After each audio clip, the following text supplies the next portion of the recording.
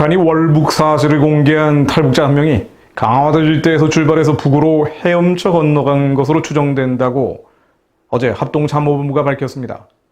놀랄 일이죠. 남으로 헤엄쳐 왔다가 다시 헤엄쳐 북으로 간 것이죠.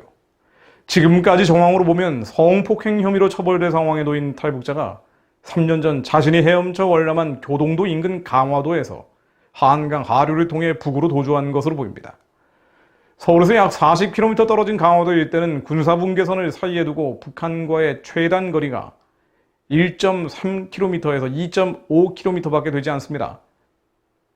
그런데 북한이 공개하기 전까지 군 당국은 문제 탈북자의 월북 사실조차 모르고 있었죠.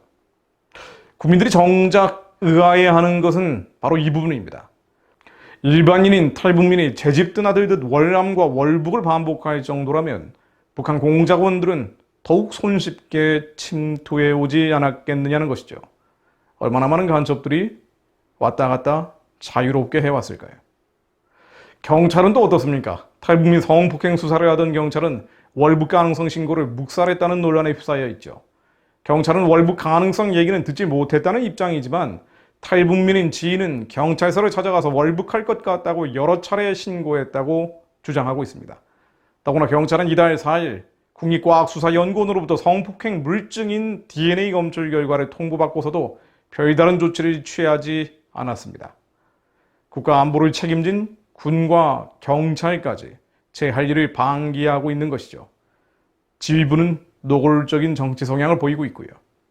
문재인 대통령 취임사에서 나온 것처럼 한 번도 경험해보지 못한 나라, 이미 만들어진 것인지도 모릅니다. 왜 이렇게 가고 있을까요? 이사야 3장 8절 말씀 인용합니다. 예루살렘이 멸망하였고 유다가 엎드러졌음은 그들의 언어와 행위가 여호와를 거역하여 그의 영광의 눈을 범하였습니다.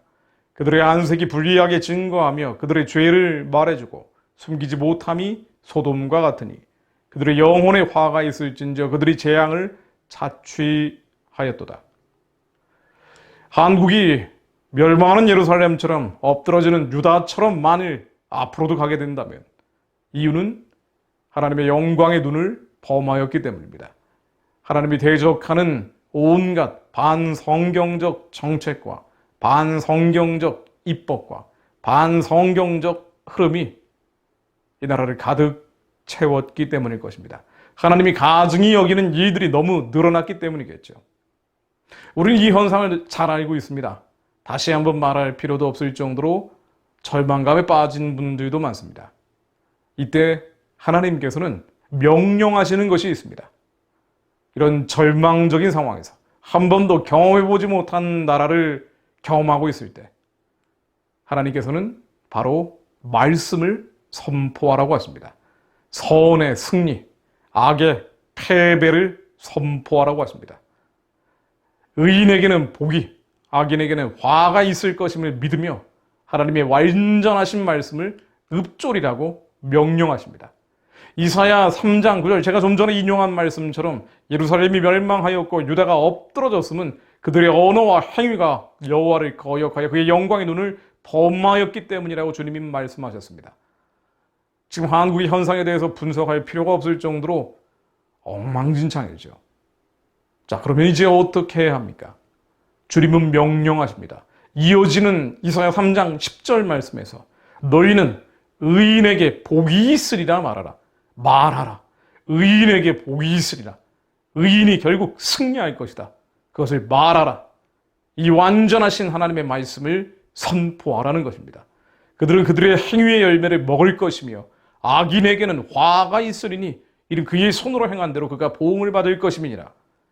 악이 창궐하고 의인들이 핍박받고 선한 자들이 고난과 고통 속에 있는 것처럼 보이지만 그럼에도 불구하고 의인에게는 복이 있을 것이라는 하나님의 말씀을 선포하고 믿음으로 부르짖어라. 악인에게는 화가 있을 것이며 그가 보응받게 될 것임을 믿음으로 선포하며 부르짖어라.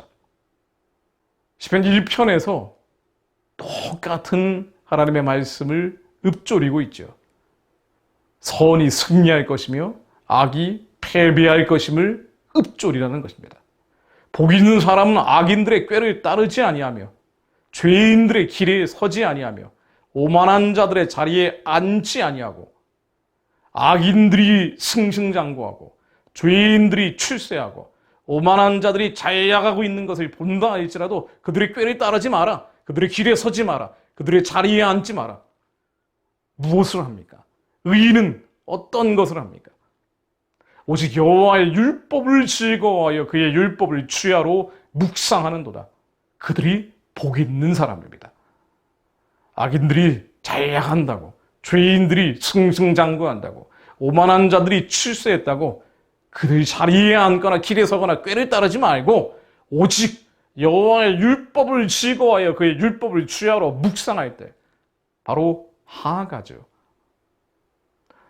히브리 원어로 말씀을 중얼중얼거리며 읊조린다는 의미입니다. 이것이 묵상으로 번역이 되어 있죠. 그의 율법을 중얼중얼거리면서 읊조리다. 감동이 올 때 부르짖어 선포하는 것이죠. 그가 복 있는 사람입니다. 악인들, 죄인들, 오만한 자들 따라다니지 말고 오직 여호와의 율법을 즐거워하여 그의 율법을 주야로 묵상하라. 선이 승리하며 악이 패배한다는 하나님의 말씀, 이 완전하신 말씀을 믿음으로 선포하라. 한반도 위에 하나님, 의인이 승리하며 악인이 패배할 것을 믿습니다. 주님의 온전한 공의가 세워질 것을 믿습니다.